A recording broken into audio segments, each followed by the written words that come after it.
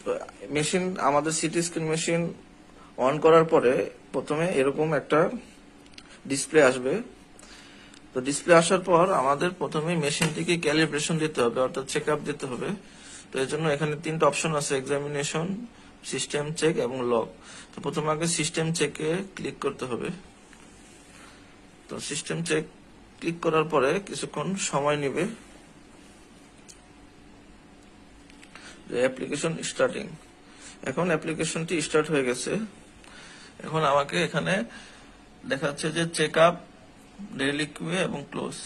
যেহেতু চেক আপে সিলেক্ট করা আছে, আমি এখন দিব গো বাটনে ক্লিক করব। তো গো বাটনে ক্লিক করার পরে আমার এই সিস্টেম চেক আপটি শুরু হয়ে গেছে, অর্থাৎ অটোমেটিক মেশিনটি এখন চেক আপ করবে। এবং এখানে সব নোটিফিকেশন আসবে এবং এখানে যে একটা লাইন আছে, এই লাইনটা আস্তে আস্তে ভরে যাবে এবং শেষের দিকে চলে আসলে সিস্টেম চেক আপটি শেষ হয়ে যাবে।